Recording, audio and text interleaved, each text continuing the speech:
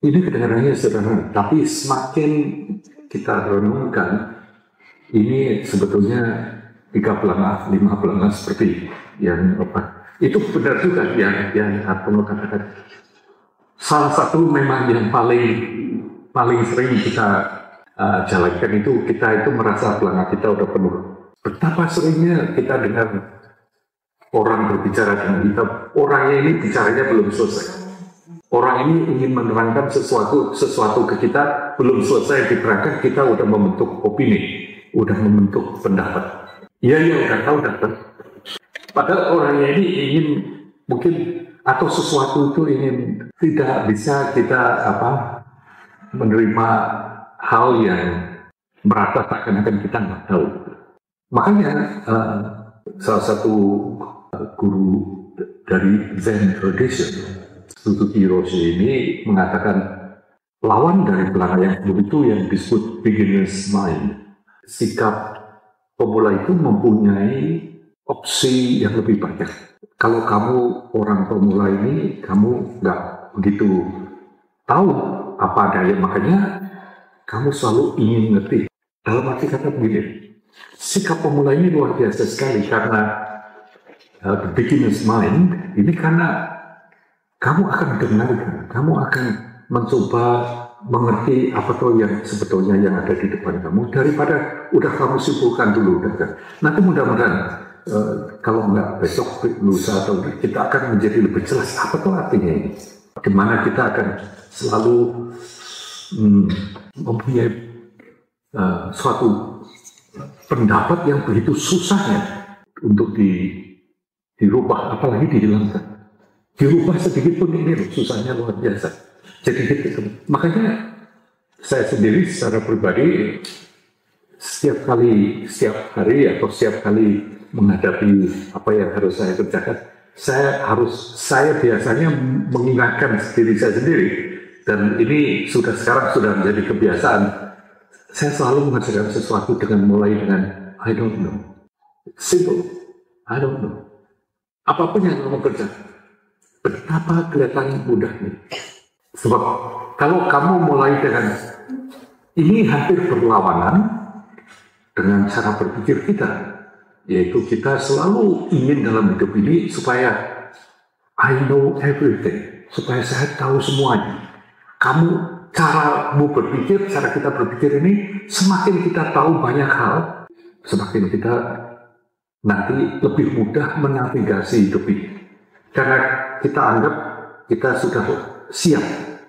Kita lebih siapnya jika kita tahu jalannya. That's one way. Itu satu cara. Tapi cara mungkin nanti yang di Buddha Dharma itu justru akan kelihatan lebih jelas dan lebih efektif kalau hidup itu kita mulai dengan I don't know. Karena kita ini diingatkan, sebetulnya tidak hanya dalam Buddha Dharma. Kalau kita mau lihat dalam pengalaman hidup kita sehari-hari, berapa kali pengalaman itu bisa repeat, bisa diulang. Apakah pernah kalian itu mengalami sesuatu yang bisa diulang persis seperti yang pernah kamu alami? Nggak mungkin. Kelihatannya, ini loh di sini. Kita menggunakan kata kelihatannya seperti ini. Karena kamu cocokkan dengan pengalamanmu yang dulu. Nah di sini loh. Karena kamu anggap kamu sudah pernah tahu solusinya. Kamu sudah tahu jawabannya. Kamu sudah tahu caranya menanggulangi, merespons apa yang kamu hadapi. Kelihatannya sangat sederhana ini sebetulnya menjadi suatu landasan hidup yang sangat penting. Attitude kita dalam hidup ini, bagaimana kita akan menghadapi kehidupan sehari-hari ini, atau bagaimana menempuh sehari-hari ini, kamu boleh pilih. Yang satu kamu anggap mencoba menjadi expert in everything, menjadi pakar dari semuanya, kamu pengen tahu semuanya. Atau kamu dengan kata lain, kamu mulai dengan saya nggak tahu, I don't know. Bukan berarti kamu bodoh. Toh yang sudah kamu ketahui akan kamu ketahui. Tapi dengan kamu bilang I don't know, Pak Kida, misalnya nanti di dalam sutra Buddha ini juga menerangkan sesuatu yang sebetulnya, tapi itu untuk mulai besok ya, mulai besok. Malam ini mungkin yang agak enteng-enteng aja. Meskipun ini juga bukan sesuatu yang enteng. Makanya saya kepingin malam ini kalian nanti malam juga berpikir. Misalnya ya, tapi kalian diberitahukan mestinya. Kalau nanti saya masuk berdiri, terus akhirnya, padahal buat saya nggak perlu gitu ya. Tapi saya kira kalian juga terperangah waktu saya bilang, let's just do prostration together. Kalian mesti bertanya-tanya dalam pikiran, ada apa? Ini mau sesuatu yang apa? Nah itu reaksinya macam-macam. Ya atau enggak? What goes on in your mind? Apa yang terjadi dalam benak kalian sewaktu saya usul kita bernama selera sama-sama yuk? Apa yang ada dalam pikiran itu? Sinta, what do you think? What was in your mind? Ini mumpung dia Sinta yang mikrofon ini. Enggak apa-apa, ini kita santai aja. Saya cuma pengen tahu aja. Kalau saya berhasil bahwa itu baik dan saya belum pernah sembilan sekali tapi sama-sama penting. Yeah, that's one thing. That's one thing. That's very true. Tapi tentunya juga, pokoknya begini, sesuatu yang nggak lazim itu selalu kamu. Nah, ini tergantung di sini loh. Kalau misalnya Sinta mikir begitu in the first mind, ada juga yang mikir. Macam-macam ada sih. Ada juga misalnya, ini ada apa? Atau mungkin bingung. This is what I mean. Dalam hidup ini, teknik kita ini biasanya membiasakan diri dengan yang disebut kebiasaan-kebiasaan itu. Dengan cara-cara itu. Karena apa? Karena kita ingin safe. Kita ingin tahu, dalam pandangan kita tahu apa yang harus kita kerjakan. Tapi sebetulnya, hampir tidak ada dalam hidup ini yang bisa kamu prediksi. Apa yang kamu alami tidak akan bisa, bahkan saya selalu tanya, berapa persen dalam hidupmu ini yang sesuai dengan apa yang kamu rencanakan? Jawabannya biasanya nggak banyak. Why? Because it does. Makanya pelanga, dikatakan itu meskipun sesederhana pelanga ini, konotasinya itu tidak hanya untuk mendengar pelajaran, sebenarnya untuk hidup. Betapa susahnya kita mencoba melihat sesuatu dari sudut lain, mencoba menerima sesuatu. Sebab ini nanti beberapa hari ini, meskipun kita akan menggunakan mungkin beberapa sutra yang boleh dikatakan, yang dikatakan yang paling dalam, artinya sutra-sutra yang sudah tidak perlu diterjemahkan lagi. Meskipun ini terjemahan dalam bahasa Indonesia, bahasanya oke. Tapi dalam arti kata, dalam beberapa hari ini yang ingin kita bahas bersama-sama ini sangat mendasar, sangat baku. Artinya yang jelas bukan bagaimana cara membuat offering yang benar, bagaimana kamu bernama sekarang, bagaimana. Mudah-mudahan nanti dalam beberapa hari ini, waktu kita pulang, kita akan tahu. Jadi kalau kalian nanti baca berita atau nonton TV, ataupun hubungannya dengan kita sendiri, kalian akan tahu, ini sebabnya. Jadi the next few days, kita akan membicarakan mengenai hal itu tadi, terutama mengenai prajna, mengenai makanya saya tanya ke Sinta biasanya terjemahnya apa gitu. Katanya kita terjemahkan sekarang wawasan tajam, tapi in a sense begini loh, nya itu dari dua kata. Nya ini knowledge, wisdom, knowledge, understanding, tapi bukan tahu 2 tambah 2 sama dengan 4 gitu, tapi betul-betul sesuatu yang inti, wawasan gitu, yang tajam. Pra di sini itu artinya intensifier, kamu lebih intensify aja atau lebih beratnya dalam hal ini adalah penguatan. Tapi just don't worry about that. Kita nanti pelan-pelan, yang penting kamu lebih tahu daripada hanya terjemahnya, tapi tahu artinya apa. So, meskipun kelihatannya begitu jauh dengan kehidupan sehari-hari, tapi sebetulnya tidak. Tapi yang kita kelihatannya jauh ini karena kita akan sekarang mencoba lapisan yang dalam, sehingga kita bisa lihat sebetulnya apa tuh yang mendasari semua perjalanan kita ini. Itu seperti apa? Mungkin kita akan melewati juga hal-hal yang biasanya kita anggap misalnya mengenai senang nggak senang, kita pilih sesuatu yang lebih nyaman daripada yang tidak nyaman. Yes, we do that, tapi we'll go beyond that. Artinya, misalnya dulu kamu nggak pernah olahraga, sekarang 3 bulan terakhir ini berhasil tiap hari jalan 10.000 langkah misalnya. Tanpa blong, tanpa ada yang kosong, misalnya. Lalu kamu tentunya merasa sedikit merasa bangga karena kamu jalan berhasil 3 bulan, malah merayakan kamu. Hari itu harusnya jalan 20.000, malah hari itu udah diskon, jalan 500 saja, selebihnya duduk di restoran, itu misalnya. Tapi kamu merasa bangga mengenai atau merasa senang.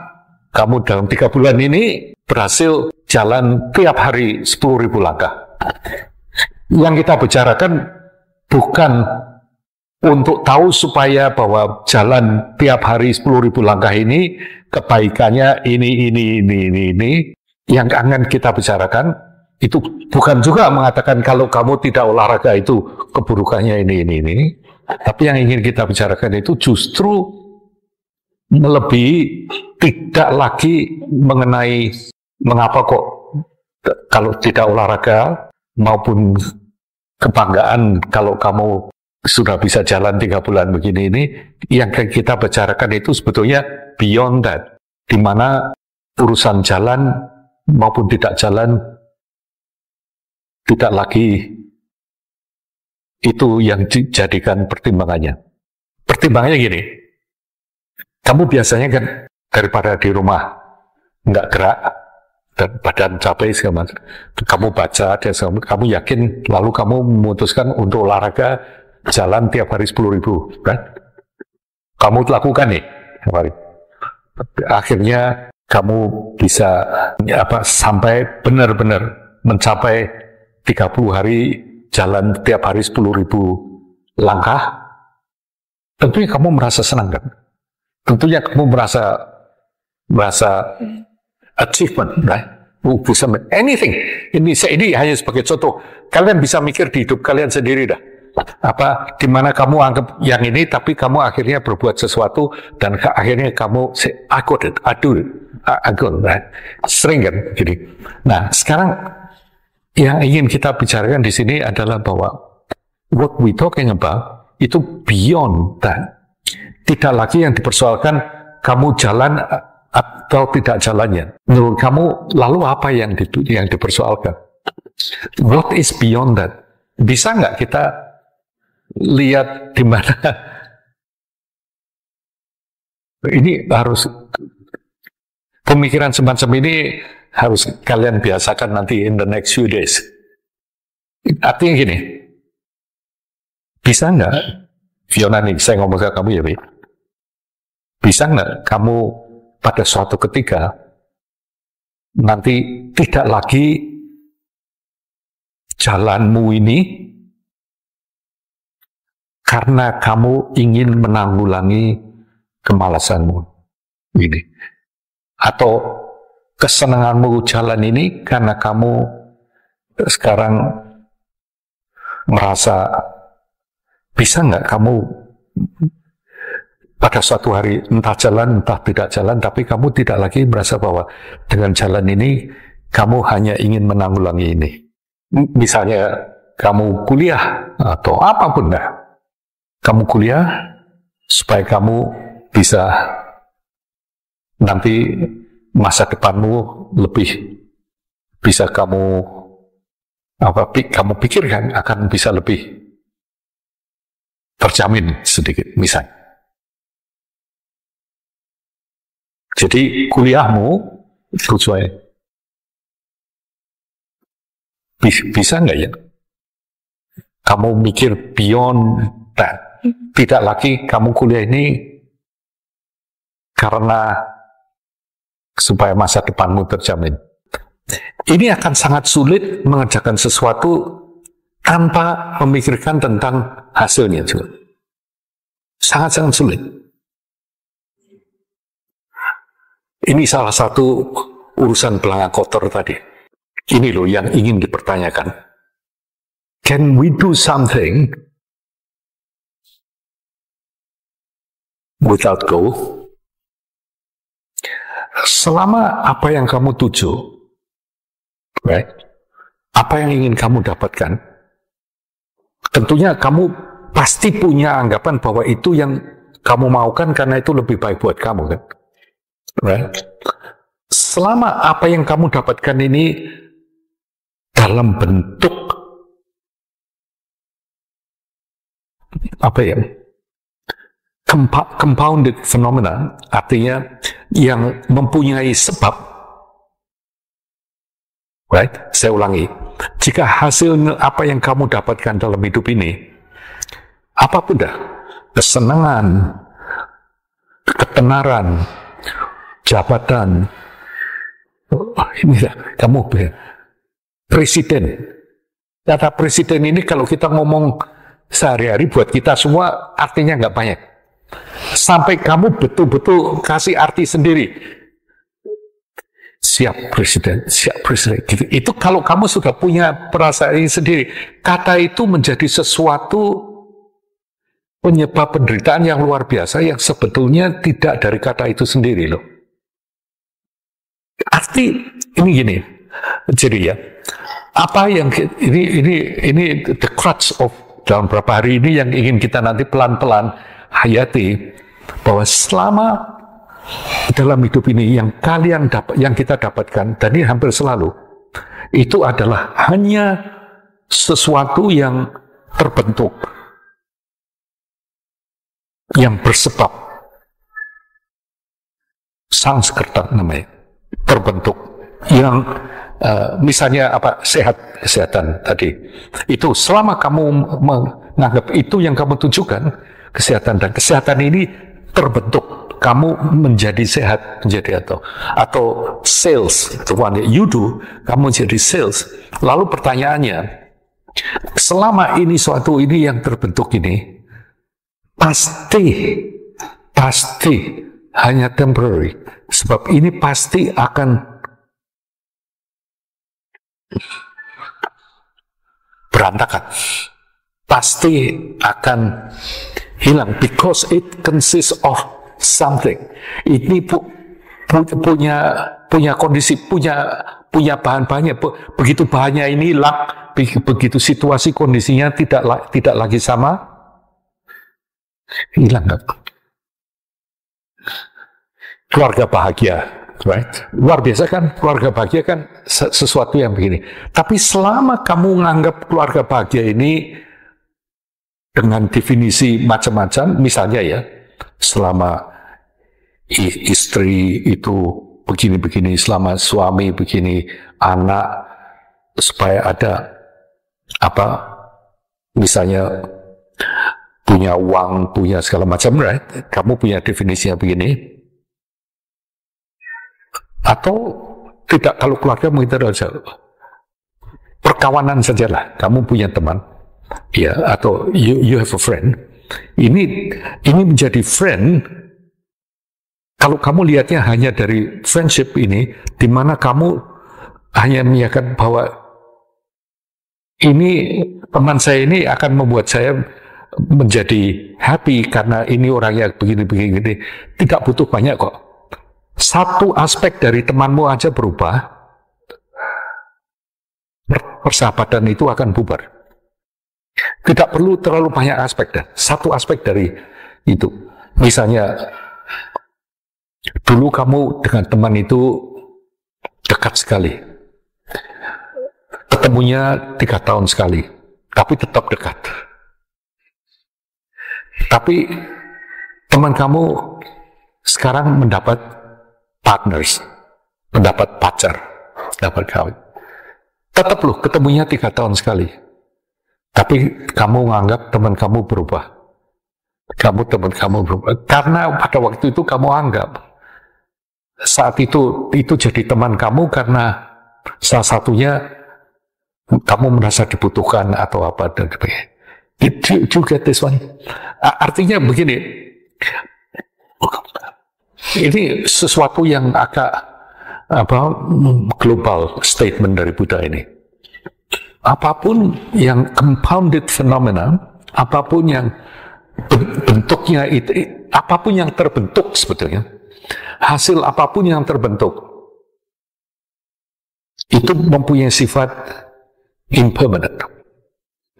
Tidak akan bisa seperti itu terus. Ini sekarang kita sudah mulai satu tingkat lebih dalam lagi daripada ngomongkan mengenai impermanent atau perubahan dalam sehari-hari, right? Ini kita mulai, ini di sini ini nanti hanya kita mulai tahu mengenai dengan mengetahui, hanya bisa mengatasi ini dengan mengetahui mengenai wisdom, ini apa dan sebagainya. Makanya untuk malam ini saya pikir jangan khawatir kalau kalian kelihatan bingung malam ini. Saya bukannya ingin mengada-ngada, tapi pengertian ini kalau nanti bisa kita hayati ya, membuat hidup ini jauh lebih enteng. Karena kita semakin tahu sifat dari segala macam itu, kita semakin tahu. Seperti kita tahu kalau sifat air ini tentunya basah. Yang sekarang sudah tidak kita persoalkan, kecuali itu menjadi suatu inconvenient. Kalian keberatan atau tidak sifat air itu basah? Enggak kan? Kecuali kalau itu hujan dan kamu di tengah jalan nggak bawa payung. Right? Saat itu kamu keberatan kenapa kok air itu basah? What's the difference?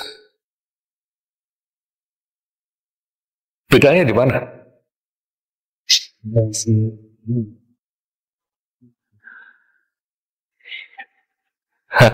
Karena ada penolakan terhadap basah ini. Karena urusannya ini kan.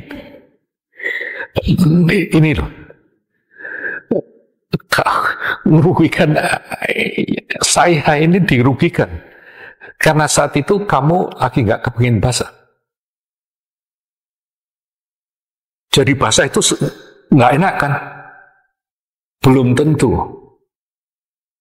Bisa kamu kepingin mandi saat itu buka keran, air nggak keluar. Nggak basah juga bisa nggak senang. Ini loh bedanya antara di mana kamu akan selalu bisa knowing apa dengan with this kind of wisdom. Ini akan lebih, makanya tidak lebih mudah, tapi mestinya akan lebih berguna jika kita menceritakan mengenai itu.